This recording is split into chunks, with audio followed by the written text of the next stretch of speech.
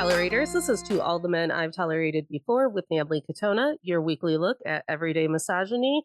We are back from some sort of break. Hopefully, this is the first episode back from break, but I never hold myself to any accountability when it comes to a timeline.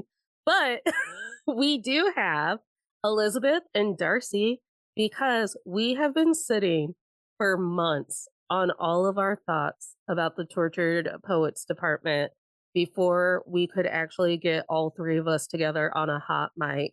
If I can't, I think we've talked about it enough that we are officially the Torture Poets Department. But we are. At this I point. think so. Yeah, very tortured. Basically poets. Usually my, I call it my sad pink unicorn poetry journal, my unicorn pink sad poetry journal, where it has a unicorn on it and it's pink and of course it does. Right. And it was $3 at Target, but it has like my saddest, most angsty, most like, I can't believe this happened to me poetry. I have one of those too. And my plan was to bring it to the beach and burn it to like release the just fucking angry energy from it. I like my toothbrush forgot to bring it, but we are the Tortured Poets Department. I knew at the moment that she announced that that's what the album was going to be called. But I'm going to take us back in time to the day that we all stayed up till midnight to listen to it. And then I just fell asleep listening to it at 3 a.m. Oh, I did the same. I always do that with her midnight drops. When you could actually like mentally hear it and mentally comprehend it, I always latch on to like one word that like I'm like, oh, the tone of this album is ugh. Did you guys have like a first impression like, this is what this album is serving me? Okay, so I feel like the feelings this album elicited for me personally, like I would have to have time to creatively discover a like hybrid word that means both it would be like sangry, like she's like so fucking sad and like so fucking angry in this way that like, well, there's a line that like grayish is sort of like an interesting analogy in color. I feel like it's like two feelings that can at times I think be muted, like especially as a woman. Like if you're sad, you can't cry at work, like you'll fucking get fired. Or if you're angry, like that has to be in private because you don't want to be like a salty bitch that everybody's like, is Hillary Clinton here? Who's that? But like the two of those coexisting to make this like hot neon grayish, where it's like you have to kind of like bury it so it's not so noticeable to others, but like in her journal that is her music, like those combine to make this just like napalm. It's delicious. So I actually had an interesting listening experience because I stayed up till midnight and I listened to the first like 15, I think it's 15 tracks, right? All that we were aware that existed. Yes. Yes. And I went to sleep after. So like I didn't even find out about the second album until I woke up. I think I woke up in the middle of the night and I found out, to be honest, but I was like, well, just gonna have to wait for tomorrow. But I got up to midnight. My friend had texted me, same thing. Yeah. Right. It was like just so nobody saw that coming. But honestly, I was wondering when the album dropped, I'm like, what about all of these bonus tracks that we know almost about? Knew something was coming, but that was fucking epic. Like, yeah. Yes, totally. And I don't think I will remember the first time I listened to that first half of the album like forever. I feel like Fortnite, just starting right off the bat with Fortnite was like, holy shit. Like, I feel like it somehow kind of like you were saying, Elizabeth, like it captured an emotion that like I don't even know how to like really even like say. But I was like, I identified heavily with the album, particularly the first 5 tracks were like bing, bang, boom. I like was texting everybody and nobody was, anybody I was texting wasn't awake. So I wasn't getting any responses. So I was just like looking on threads and stuff and Twitter to see. But I was just like, I knew the album was going to wreck me. I knew it. I let you guys know in the beginning. I said, this is going to be rough. especially when the Tortured Poets, knowing the name, I was like, this has never been she's never had a long title like this, and it's just, I don't, the whole thing just blew me away. Yeah, I just remember repeating to either myself or my cat or people I was texting. I was like, "Oh, we're grown. We're grown. We're using we're saying fuck in every other lyric. We are grown. We are grown and we are so fucking over it." And it was everything. It was men, it was fame, it was us the Swifties. I was like, "Oh, she's fucking over us." And she should have been over us probably 7 fucking years ago, but she's over us now. Like, she's like, and it, that sad angry is like my definition of cunty, because like it's easy to be like flirty cunty or like even sassy cunty, but just like the the deliciousness of just being like, no, I'm pissed. And because I'm so pissed, I'm also sad. Or I'm so sad that you pissed me off and we've come full circle. What truly, you're so right. Like, it's so you're so sad, you're angry Yeah. about it. Like, oh, yeah, it's so good. It's like an ombre, the emotions. The stages of grief, I mean, which she really does emphasize. And it really, like, that is honestly, I mean, like, just the process of grief is a lot of it. Yeah. I just kept going. I was like, ooh, we a grown woman. Like, we grown, which is silly. Like, I'm in my 30s. Tay Tay's in her 30s. We are grown women. We are not the Gen Zs. We are not the, like, Coming. it's coming. 40. 40. It's 40, Yeah. you guys. 40's coming for Elizabeth. Very soon. And like, we're grown women, but very little do I ever find that something that is like produced and is going to be like popular on a global scale makes me go, oh, that's what it means to be a grown woman. Yes. Like, I've lived through some shit. She is so palatable in so many ways that, like, I mean, it's not a fucking mistake that puts narcotics and dollars. Like, she makes medicine taste like sugar in a way that, like, my own child is like singing things that like we talk about later, where it's like it's informing a human experience, whether you've already experienced it or not, in a way that is palpable. Like, it's just, it takes you to a place of vulnerability immediately. It's so impressive for pop music, truly. And in a lot of ways, this album, she almost didn't play the palpable game Well, with exactly. us. Like, she wasn't leaning into that at all. And I still find it like, it's almost like if a lullaby was telling you like the real, like, non-white man history of America. Like, it's beautiful and honest. If Ring Around the Rosie actually said the word plague in it. Like, Exactly. ashes, But like, ashes, we all fell down because we're dead. but you sing it like an angel and like actually understand sort of the messaging. So yeah, this whole idea of like, oh, I've lived through some shit. And I realize that like I end up reliving through some shit every time I listen to a Taylor Swift album all the way through. Like, it's July and I was really thinking that debut was going to be out and I was going to be driving everyone in my car everywhere in my car with the windows down, listening to my grown-up version of Shoulda Said No. Holy shit. When that song, oh my gosh, that one I is cannot wait to hear those with like her voice now. Like, it's gonna same. be. That song does something to like, Yeah. it's so good. And I've had friends say, like, I need her to do the wacky country fake accent, though. And I go, she will. Oh, she will. She will.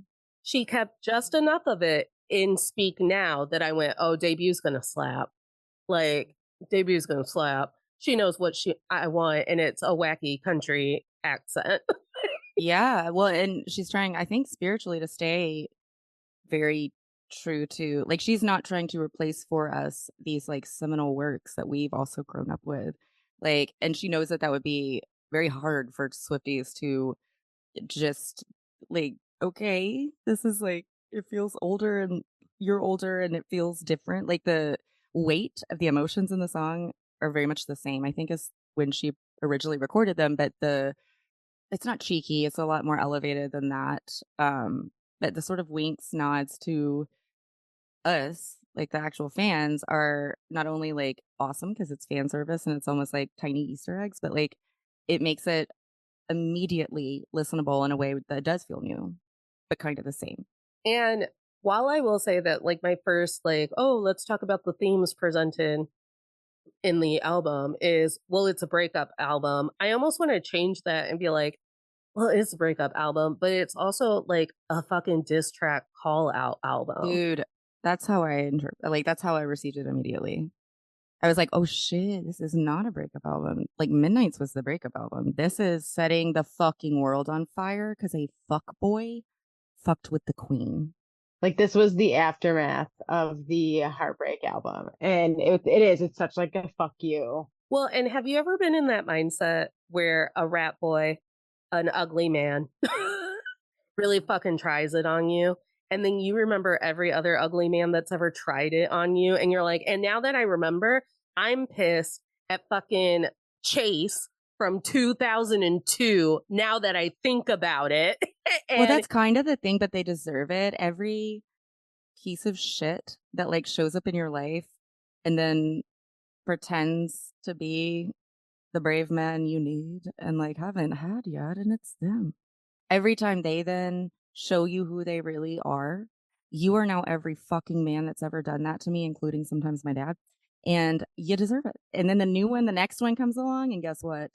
You are now the culmination of every fucking man who's done this to me before. So, like, I feel like at some point we are going to transcend into actual goddamn phoenixes because we have literally like lived this life over and over and over like fucking Buddha. Like it's like we're trying to get it right and like we will. And I think this album is her being like, here's how you fucking get it right. Like mhm. this is the type of anger you should have. And I think the like bridge between Midnight's and the Torture Poets department being like you're losing me, and like she did so many editions of Midnight's, Mm-hmm. she could have put that on there. And I just feel like it was so intentional, obviously, and it was like Yes. phenomenal. I feel like it's like the perfect song to almost like prepare you for Tortured Poets. Like this, Yes. you're losing me. You lost me now. And now here's what we got. It could be reworked minimally and have been, you know, like a bonus track on Torture Poets. And I love all the little like sort of cobblestones that these little bridges that she's like built these parallels between fucking every album, every song. Like there are so many lines, references, motifs where it's like, it's not just us being like, well, in 20 years, she'll probably be da da da da da. And if she's wearing this color, it's not that. It's not psycho. It's like, I know this catalog, I know this artist. And when she says, you are what you did, like immediately I'm going to fucking innocent. And I'm like, that's amazing because that is speaking our language to us about like every man who's done this to me is not equal. Like this was different. This is going to sound wild coming out of my mouth. It's not even for me the "this is how you do it right" album. It's the "it was never our fault to begin with" album. And a lot of the criticism is it's another who writes 32 songs about a boy that you dated for a couple of months one summer, or about the last two boys that you dated or whatever. And it's going to sound crazy coming out of my mouth. You have to center men to decenter men because it's like, no, I'm running away from you. And this is why. That's a really, really good point. Because to just take yourself out and be like, actually, I'm done.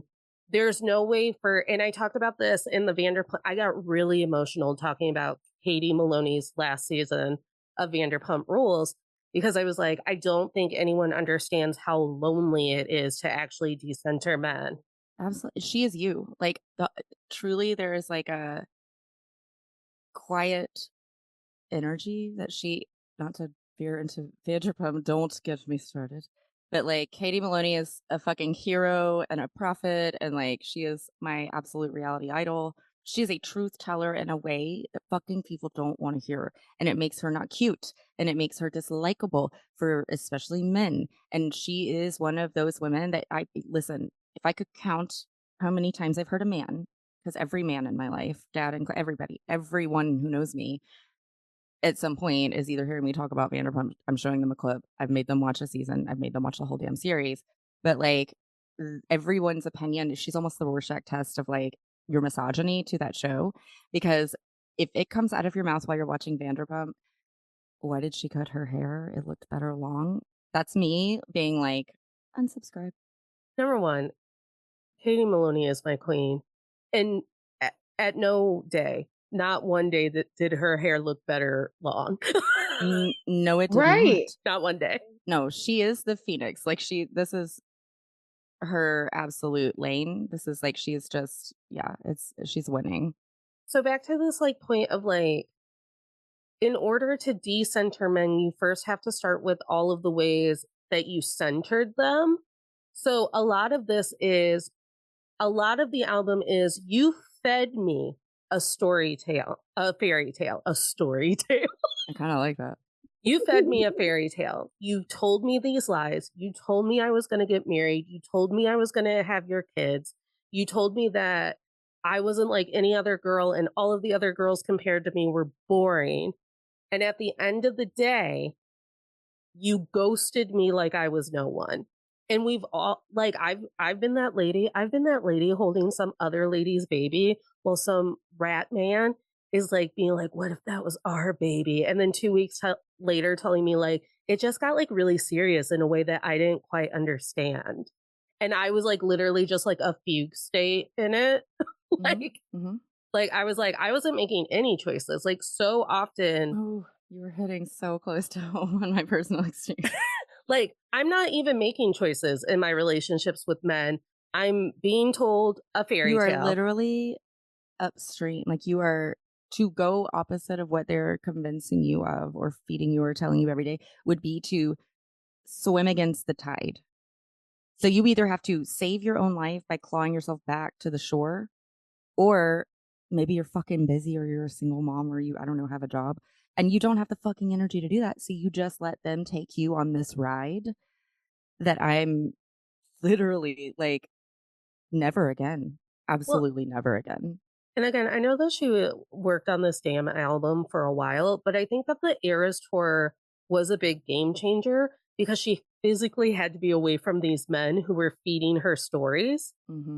And so, because I've had that experience too, where all of a sudden you're in the quiet of your own home and you're going, what if he's written mine only on my upper thigh, only in my mind? Like, what if that that doesn't even add up with him not wanting to come home with me for Christmas.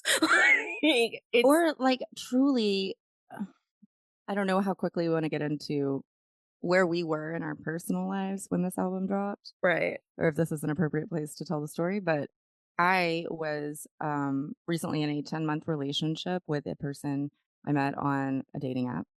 And we had, I mean, I'm telling you, like, I vetted him. I knew people that knew him very well. All the things.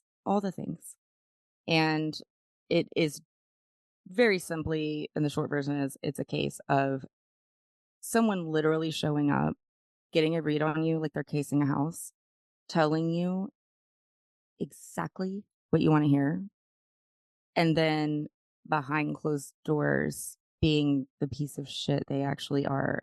Truly, like, only a man can do, as if they could never, as if they would not get caught eventually living this lie. Like they would never get found out truly. And like to then find out who they actually are after you have been emotionally coerced into saying things. I don't know, like, I guess I could have a third husband.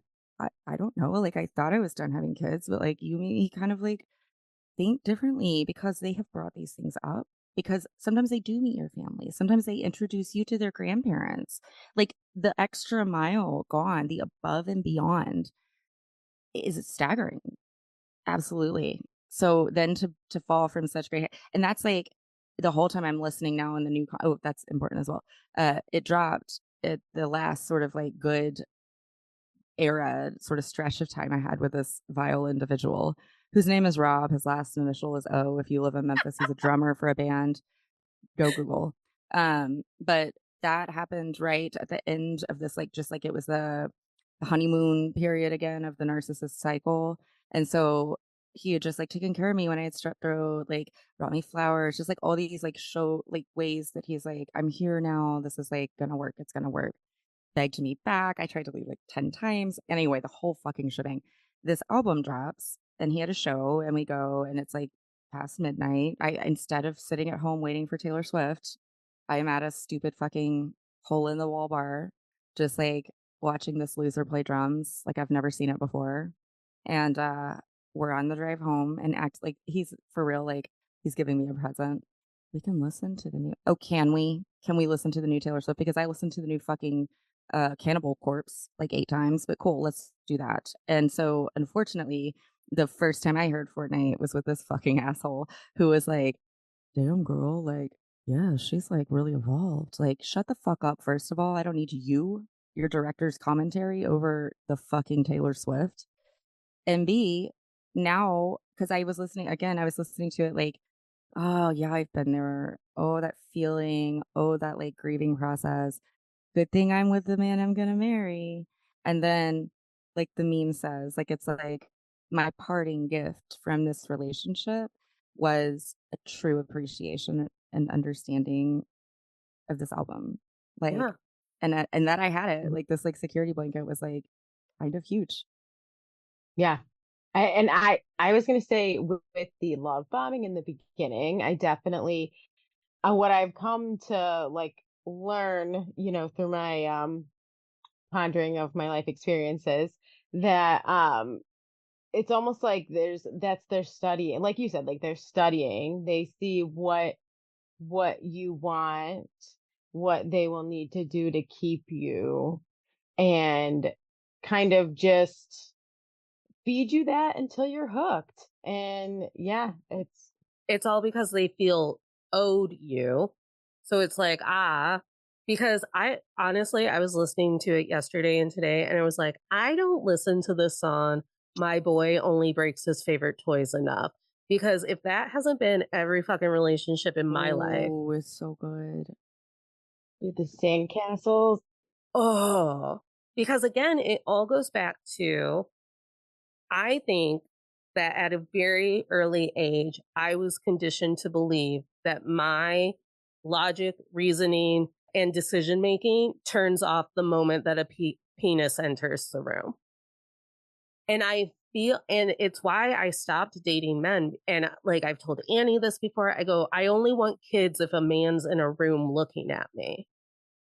And as soon as he leaves the room, I'm like, I don't want kids. My life is fucking fantastic.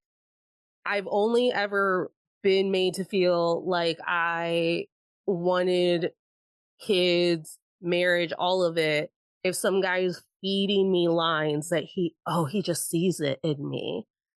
And this whole idea of like, it can't ever be my fault that I've been scammed by so many guys because I was never making a decision anyways. Mm-hmm. And it's like, it can't be Ariana's fault that she's trapped in Scandival's house because she probably internally didn't even make that choice to buy the house. Right. That's really such a good point. It just happens. You are taught to be the beta. And so it would take so much energy and time and courage, honestly, that you haven't developed as an adult because we haven't been taught to stand up and be like, you know what? Like, I don't know that this is what I want. And how many times have you been in a relationship where very quickly you try to access what you want sitting alone in a room? Like, what do I want to watch? What do I want to wear? Where do I want to eat? What am I going to do today with my time? And then decision paralysis, not because of ADD or the other myriad mental illnesses we all struggle with, but Right. like because a man somewhere is not telling you. Like he's at work. Well, he's supposed to be, but he's actually fucking a girl named Kylie. But like, you know. Yeah, and so that whole imagery of I'm a toy that he sits on a sandcastle until he's ready to leave the beach, and then he just lets it get washed by the shore, or he kicks it down, or he stomps on it, or all of it. I'm like, no, that's how it's felt every time I've been broken up with. It's never, number one, I've never been the person who had the privilege to break up. I'm like, I never get to make that choice. They always see it coming and then go, here are 50 reasons why you don't get to be my wife. And I was like, oh, yeah. I was like, that's how men are taught to interact with me. That I am a I've had thing. multiple, and I know I'm not alone here. I do know. I've had multiple men that I've tried to break up with. Not tried, successfully left their fucking house with my shit in a bag that then threatened to kill themselves if I don't come back. So this is like the level of literal that we're talking about when you're saying things like this. Like, yeah. Like you aren't making decisions, and when you try to, it's like la la la la la. I don't know. I didn't hear that, so it's not real. I don't listen to my boy only breaks his favorite toys because a woman who is very close to me after her divorce said I was the only thing that could make him happy. And that meant that every time he was unhappy, that was on me. And I just sat there in the chills of that to be like, I was the only thing that could make him happy. And therefore, every moment that he was not happy, I was at fault and I was the person who was blamed and I was the person who was miserable about it. But listen to what you're saying, and it's so profound in this like larger conversation. We're only discussing that woman in terms of what is going to make her miserable while she's catering to and trying to manage someone else. What makes her happy? Exactly. We just don't get it. We We don't don't get get it. that. No. Well, and now I'm jumping all over my list, but this is what we do. And because one of the mythologies of this album is Peter Pan syndrome. And by the way, I think we should do an entire Peter Pan syndrome episode surrounding the men of Southern Charm. Southern Charm. Oh my Mhm. gosh, I was about to say that. That would be amazing. Because while I was listening to Peter today, I was like, I was never afforded Peter Pan syndrome. When did I get to feel like I could be 22 years old and not act grown? There's no little girl syndrome. No. When we act like little girls, it either attracts a particularly vile segment of humanity, or we get publicly ridiculed because we are leaning on this innocence we no longer actually possess, because everybody knows, air quotes again, women who talk like little girls are usually like real big sluts. So like there is no little girl syndrome. It's used to describe people that you don't want to emulate. And not that we're going there, but if you watch the Peter Pan movie in any iteration of it, Wendy's not having a good time at fucking Neverland. Well, what's fascinating, so my daughter, Natalie, remind me to send you the videos. She was very interested in helping me set up for recording tonight. Well, mostly postponing bedtime, but like also, Yeah. 50% actually interested in what I was doing. And I'm setting the mic up, and she's always been like a where's the spotlight, like a performer at heart. But like I think she's hitting this age where she's like actually really curious about like how well she can do it. And Mhm. so like she was like, I wanna do it. Like I wanna put the video on, and like, can I be on the podcast? And I was like, it's past your bedtime.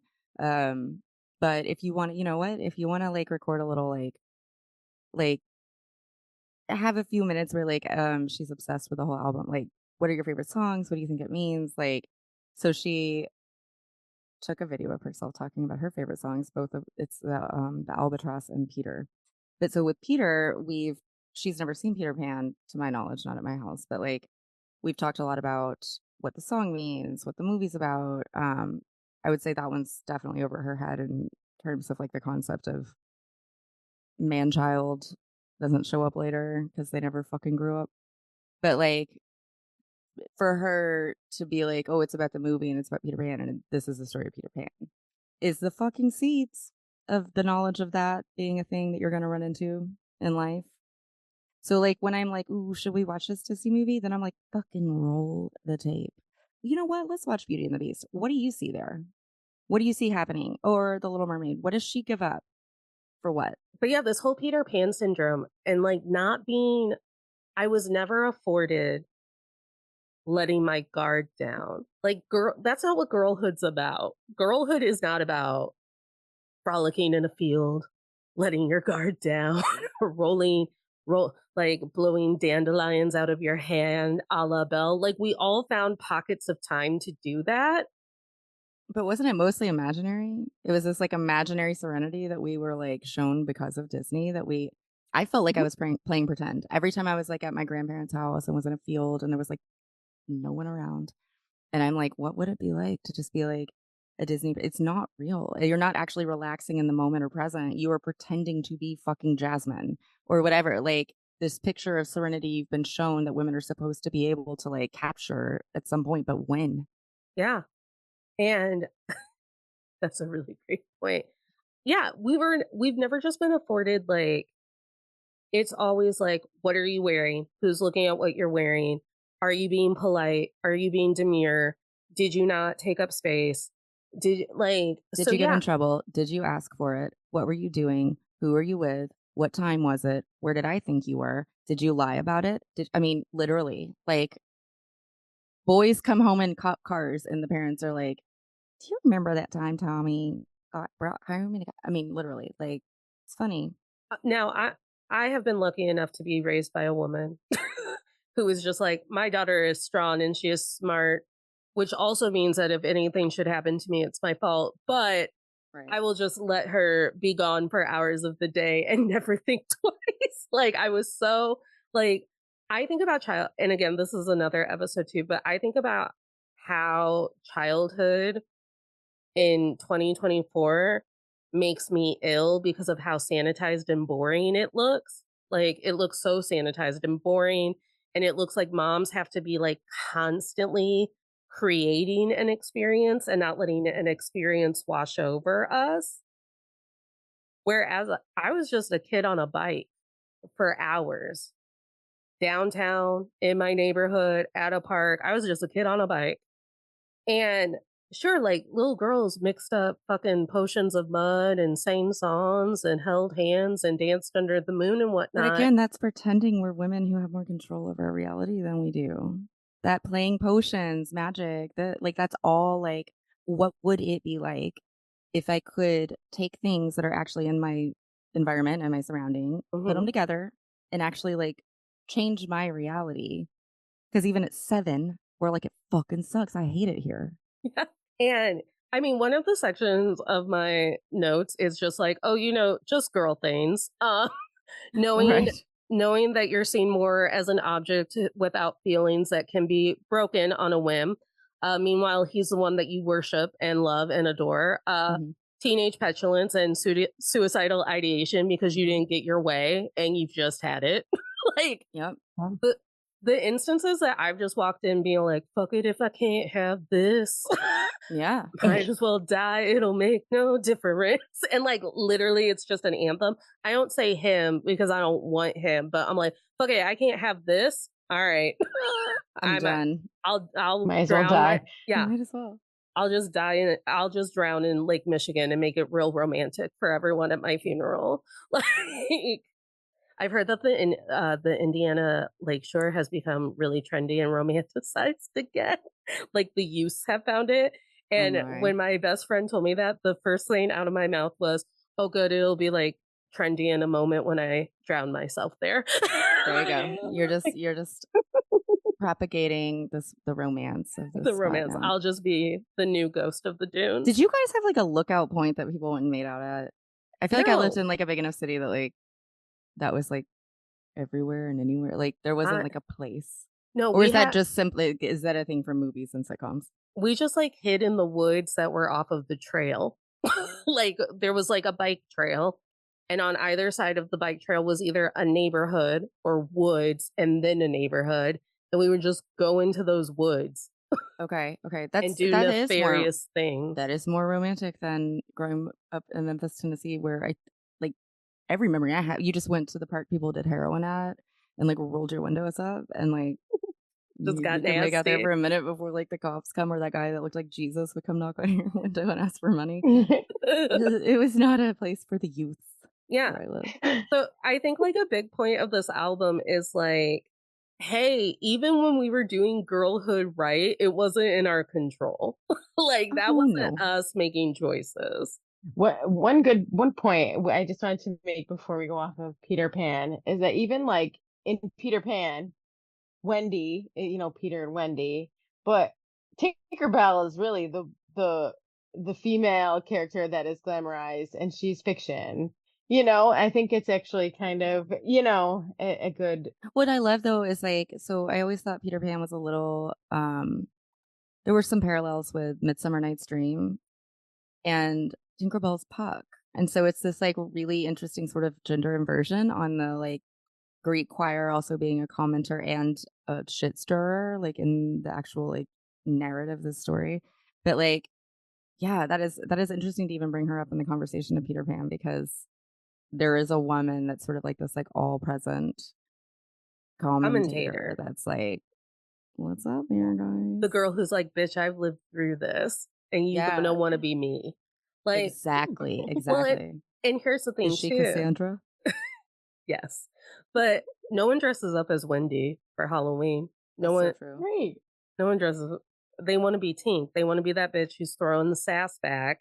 Because And Wendy's definitely like Bella Thorne and Twilight. Like she's very much a like audience proxy if you happen to be a young girl that yeah. happens to encounter pieces of shit that want to go live on another planet so that they can just jack off all day and tell each other how cool they are. I yeah, no one dresses up as Wendy for Halloween. But even Tinkerbell, her agency is also an illusion Mm-hmm. because I can't wait for Taylor Swift to write a song about Tinkerbell. Maybe I Can Do It With a Broken Heart is her song about Tinkerbell, but Oh, we I need love the that. applause to thrive. Yes. Yes. And it's Yeah. like, oh man, that's such a good point. And that just reminds me of every one of the like when XYZ happens, an angel gets its wings. Like it's always Yeah. this like female imagery of like a thing you are not in control, a thing you are there's no agency. You're not like I can influence this or make it happen. If this thing that's joyful somewhere in the world in some ephemeral way happens, then you get a prize. Yeah. But guess what? The rest of the time you have to fucking sit in perfection waiting for a thing you can't control. Oh, yeah, Applause, virginity. a bell ringing, a baby born, whatever it is. If you hold on to your virginity very, That's very right. tightly for the entirety of your girlhood, Yes. and Then you you might don't, survive a horror movie. You also might get your wings or right, whatever. you might get 2.5 kids in a minivan, Hmm. but you have to hold on to your virginity, and the devils will come for it. But that's Hmm. still also your fault. Yeah. So, and damn, because again, I think the theme of the album for me is, and I think this is also, but Daddy, I love him. I Can Do It With a Broken Heart, where it's like, I can't actually control the narrative that you perceive of me. Yeah. I actually have no control over that. And I'm no longer taking control of that. So fuck you guys. 10 ways since you mentioned it, but Daddy, I love him. A, that was a question I was going to ask you guys. Is there a song? Okay, this is two part. I need a notepad to write down part B. Okay. Okay, I will just state it now so someone can bring me background. Got it. So are there songs on the album that at first blush you were like, not a skip, but like, huh? Like, I don't Mm-hmm. know about this one. And also, what do you guys see or hear in But Daddy, I Love Him? Like, is it a sort of tongue in cheek anthem about the attitude that women get when there's a totally toxic partner that you won't see the red flags? Or is it more a statement of independence that regardless of what type of man it is, like you have to make your own choices and they're the Sarahs and Hannahs, like it doesn't matter what the wine moms think. It's like yeah, maybe it is going to fuck your life up and it is bad and it is toxic, but like there is more positive in choosing your own path, you know, consequences be damned, or I don't know, like I just like I'm always kind of torn on like what is that song saying to you? Yeah.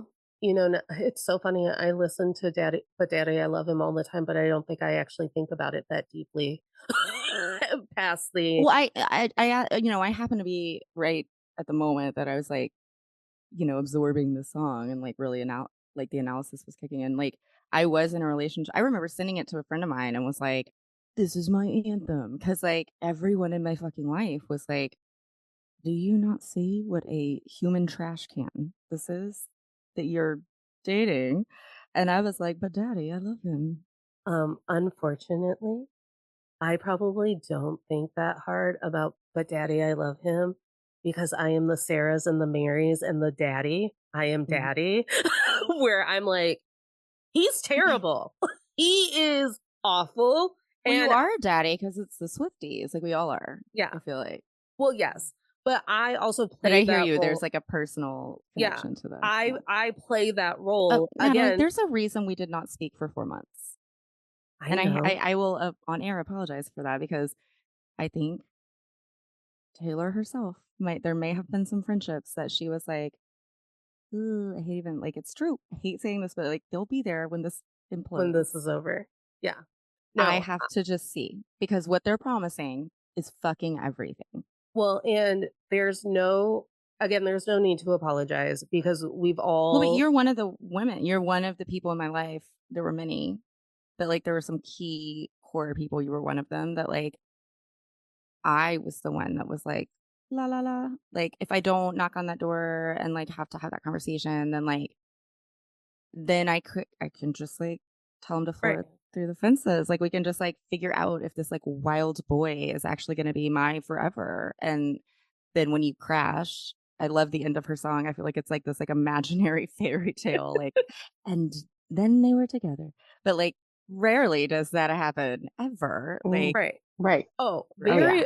very rarely can you convince me that a man I hate is actually someone I should be into you dating. Truly, Very which is why, like, I could lie to myself. I knew I couldn't lie to you. My boss was the same way. Like, there were people that, like, I'm good at deluding myself. And I know showing up in front of this person and moving this way and saying these things is immediately going to be popping the pool float. Like, in a way I'm not prepared to deal with because my identity so quickly was wrapped up in their approval and like acceptance of me that, like, that would devastate me, like, that's too much to deal with at 2 o'clock on a Tuesday. well, and Stephanie had not that this happened to you personally, but Stephanie will hear me say something like, "Oh my god, I can't believe that this happened.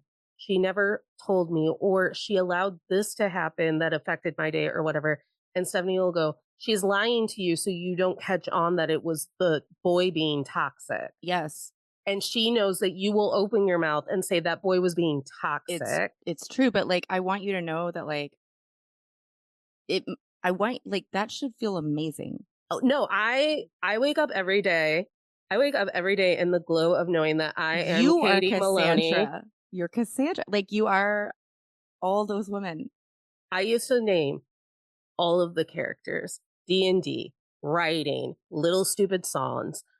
If it was a bitch and she was getting stuff down, her name was Cassandra. And it was because my entire childhood and early 20s was me going, something ain't right.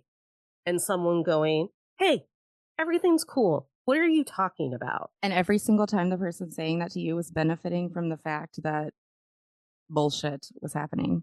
Do you know what I mean? Like, that is being an adult, is realizing that the people that are saying, "Hey, be quiet, everything's fine," they are not your friends. No, they've never been. Ever. They Because are profiting from the illusion that you are questioning. because if your body and your brain and everything is melting down and you're going, something isn't right. Then something isn't fucking right. Well, and also the base isn't going, what do you mean? I feel super cool right now. Like the baseline is going, well, tell me more about that. Why don't you feel like it's right today? I, at a very young age, got a hold of that Cassandra myth and I was like, she is me and I am her.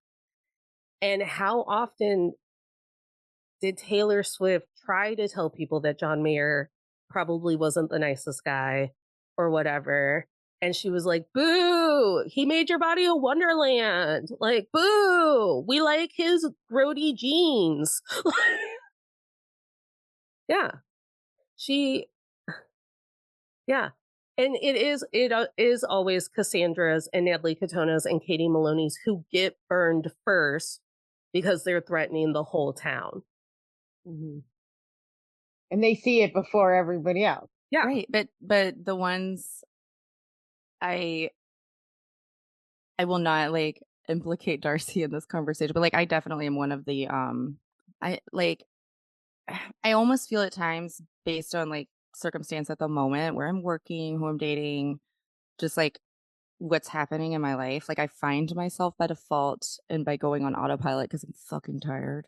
Mhm. Being this like almost like I'll hear myself or like I'll write things down in my journal and like a year later be like, wait a minute, like I'm not a sympathizer of men. I'm not like an apologist for this behavior. Why am I a press secretary for these like absolute assholes? Because like I'm never in the presence of people who are questioning their authority, like emotionally or otherwise, like or importance in my life, saying, that's actually a really good point. I'm gonna think about that.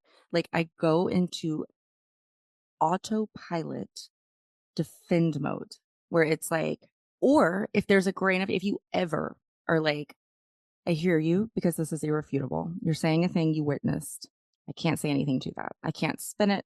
I can't like, yep, you're right. I'm not ready to give up the ghost over that though. Cause like I still feel important. They've still convinced me. I'm still like living in the lie of like I'm special and this is it. Like, I don't know. It really is.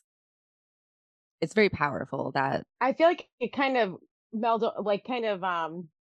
is similar to in Fresh Out the Slammer when she says, I can't think like for the glimpse of his smile, yeah, you're like throwing for off your whole life just to yeah, like get that one just for glimmer. that little bit, 5 minutes of Uh-huh. sunshine or whatever. I'm totally gonna be mad at myself for messing up I those know, lyrics right? Later, later. I'm always like, Yeah. you know this. Yeah, right. Like, but that's so true. And I think it kind of is similar to like the tone in But Daddy, I Love Him. Like, and I identify with you, Elizabeth, on like the independent part of it in a way. I feel like I've lived, some form of being in that position. And it's also like when you're being sold this story, you want to believe it. You want to believe your partner. You want to believe that he is, what he's telling you. Well, and they're good So, at it. They've practiced this. They've done it a lot.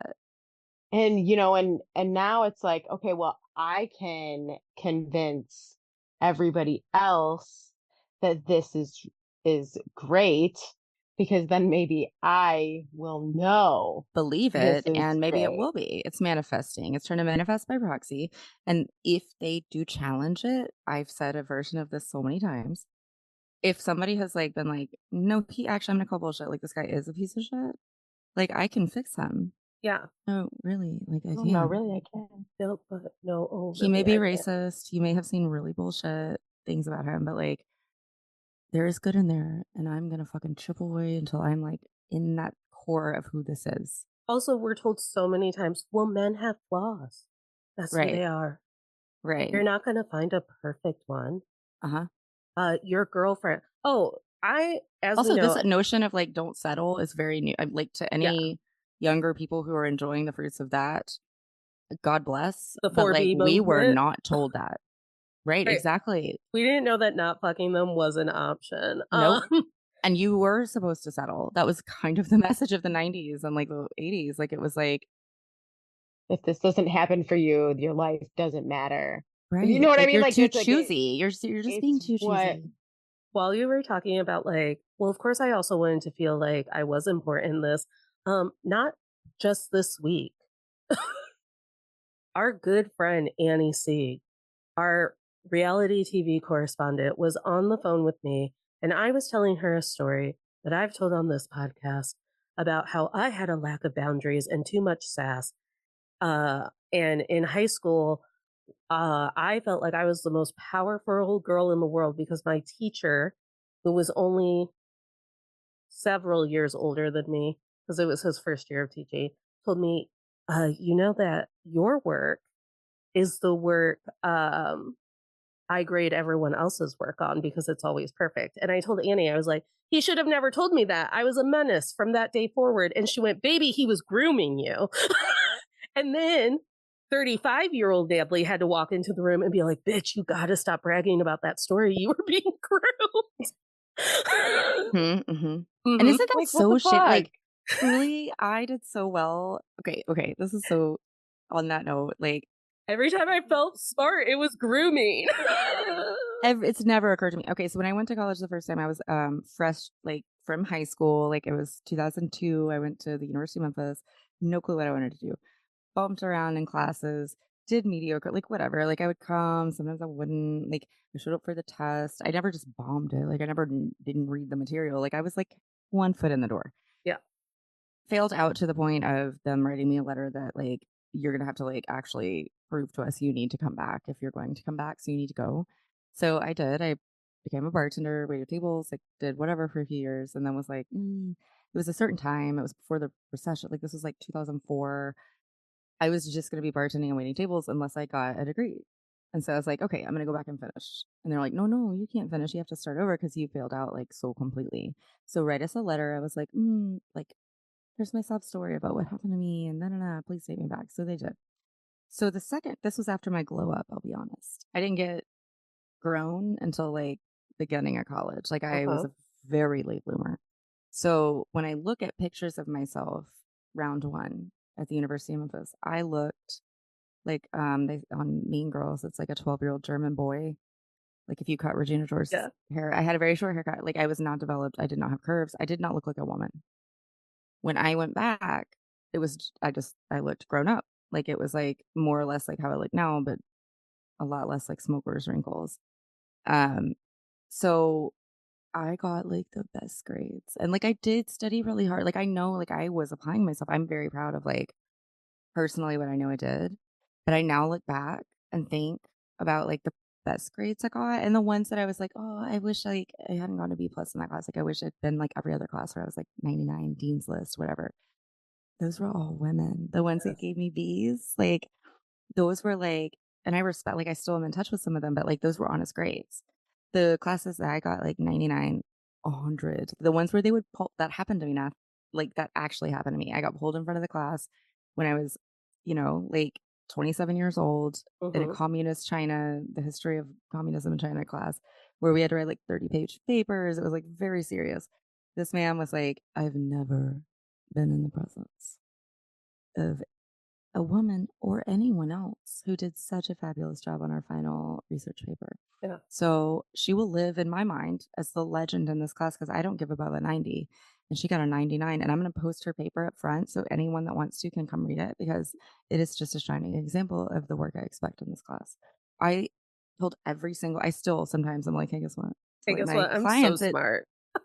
but, like, also that same semester in an English class that, like, I was kind of dialing in because it's like, I'm good at that, so I wasn't, like, hustling. Like, that professor called me into his office because I missed this one exam day because I had gone to a stupid frat party the night before. Anyway, so he's like, "Oh, you missed this test, like, that's gonna really compromise your grades, so what are we gonna do? What do you" and I was like, "Oh, fuck, I don't want extra credit." Oh, I did not even know how bad I did not want this extra credit. Like, this dude seriously was like, "No, not a paper, not," because I was like, "I don't even know how I have, like, I work. I don't know if I have time for that." And he's like, "I'm not offering you extra credit." Like, Right. I'm offering you dot, dot, dot. to prove to And me. no, he's like, because I was like, "What?" Because, like, I really wasn't dialed into, like, that's not what Yeah. I was fucking expecting. Because I'm Yeah. 18, Why I'm would you, 19, you 20, know? whatever. Yeah. And, like, he's like, if you're going to come in here dressed like that with the grade that you have. I just want you to like, what do you think I'm saying? And I Well, like was like, wait, what? And then like, Like, what are you saying, sir? what? Just say it. But they won't. Like, that was it. He would like, I knew, and he knew, obviously, but, like, and then how do you say no? How do you say no to something they're not even asking? I remember that being the most awkward part, like, feeling so cheap, so immediately like, "Oh, fuck, like, I'm not even here to, like, make grades, like, this is so stupid." But, like, also shame on me for wearing short shorts and, like, a tight t-shirt or whatever. Like, I felt embarrassed, I felt ashamed, and then I'm like, "How do I even leave?" His office doors closed, we're in, like, a cubicle, basically, and he didn't say anything that I can say no to. How do I even say, "I don't wanna do that?" Because he insinuated it. I can't say, "No, I don't accept the assignment." I can't say, "I choose not to do the thing you're implying." I can't there was no way to navigate, like, a response other than getting on my knees and sucking this man's dick, because by design. So I remember, like, I Ashley Simpsoned out of the office and was just like, "I gotta go. Bye." And then just, I like, never went back to the class. I took an F. That's part of the reason I had to go back. Like, it was like, There's nothing I hate more the fact that they won't say it because if you say it, then they didn't do anything wrong. Yep. Mhm. what's the Taylor Swift line, to get back to the point? Well, I here's can the tell thing. when someone wants me. Like, I can I got it. I have the workaround. So when I reiterated this story to Stephanie because Stephanie went to the same high school with me, I went, "Can you believe it? I was groomed. I didn't even know until Annie had to say it to me." Stephanie said, "It's fine." She goes, "We grew up in a day of age where everything in every movie was like, do you know the quickest way to be the main character of your own story is to have some man who has no business being in your life tell you that you're brilliant and you're smart and you're pretty." mhm. And that's what happens to girls. And then, of course, also a creep is going to creep on them. That is also a part of your main character arc.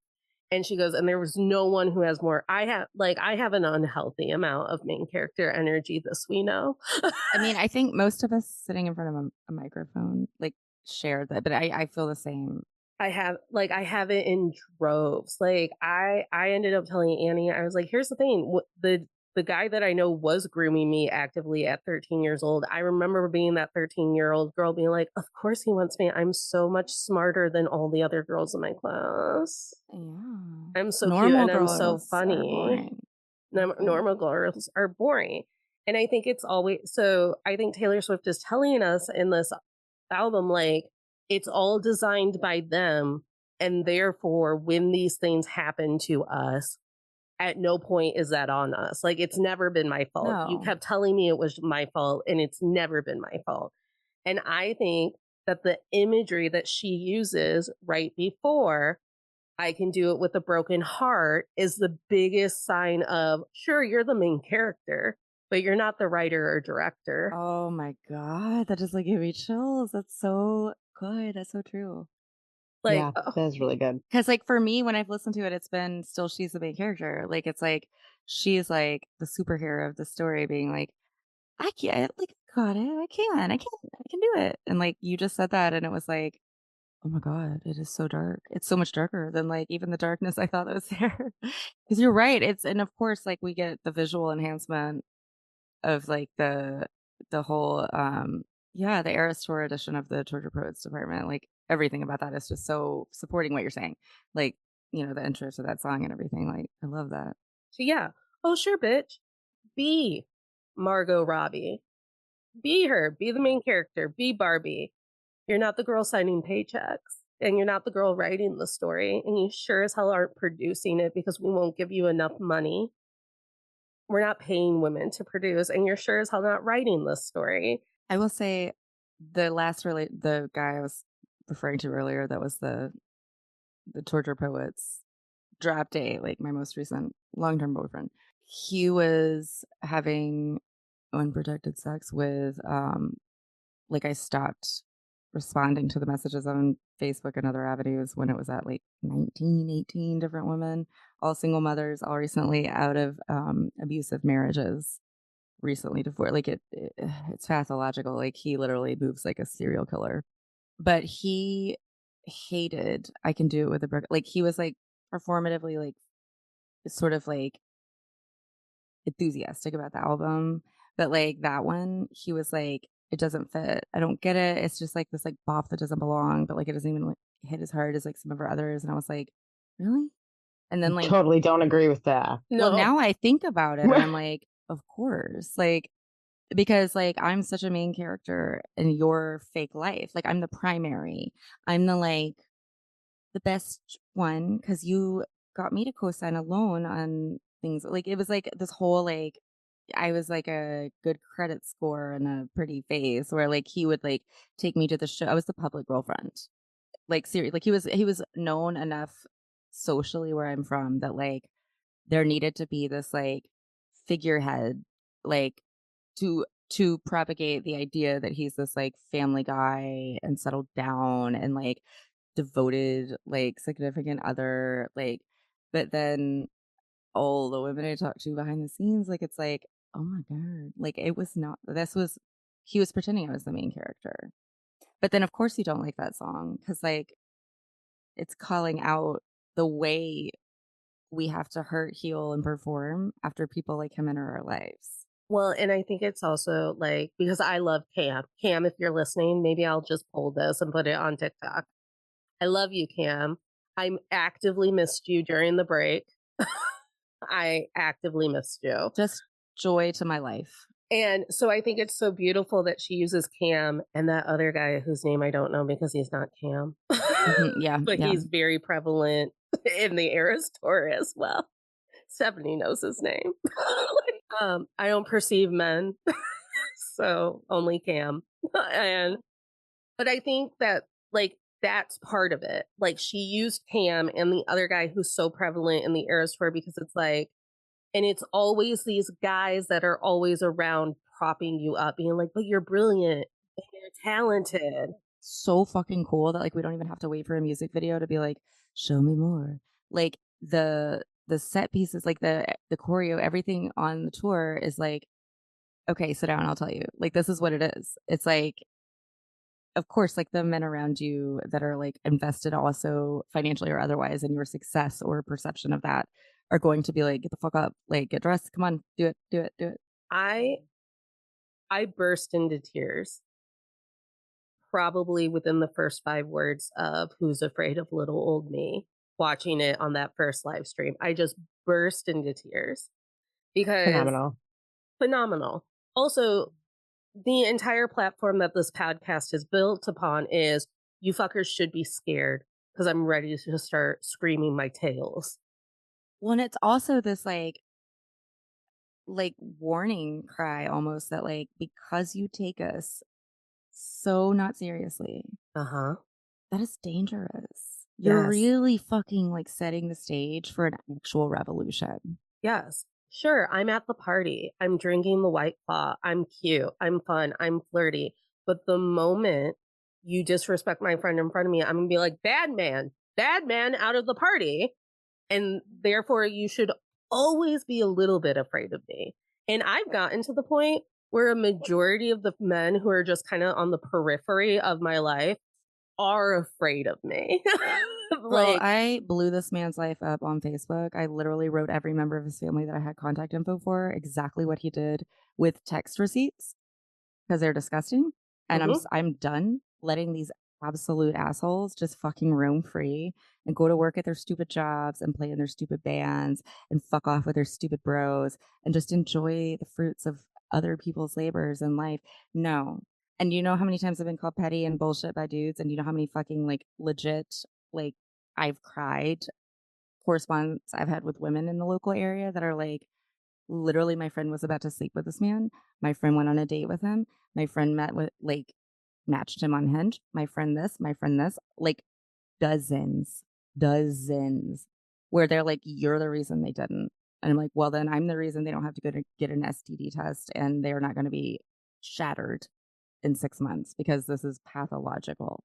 And part of the patriarchy and part of the thing that Taylor Swift is always screaming against with narcotics in her songs is that they keep us silent on purpose. The reason why they were like, well, we'll kill you if you talk. And at this point, Taylor's like, bet do it. Like, okay, murder me. We're all there. I feel like we literally are all there. Yeah. I will be a martyr for the cause. Yeah. If it means might as well die. Might as well die. I might as well. Like, it'll be no different. It's more likely to happen to us than a heart attack. Show your ass. Yeah, Like, show make your it ass. loud because it's just as likely it'll be in the woods by a stranger, not a bear. So, like, yeah, let it be seen. Put it on like like all the cameras. Do something that is going to actually bring awareness to the fact that we live in fear every fucking day. Tay is like, slander me on TMZ. My thousands of cult members who I don't even like Oh, right. will burn your house down. Like, do it. Absolutely. That's so true though, that she's like kind of flexing this, like, I don't even like ask for it, but like I could kill you. I don't even like them. Right. I wrote a whole song about how I don't even like them. And they're like, yes, queen, Mm-hmm. $400 for these concert tickets.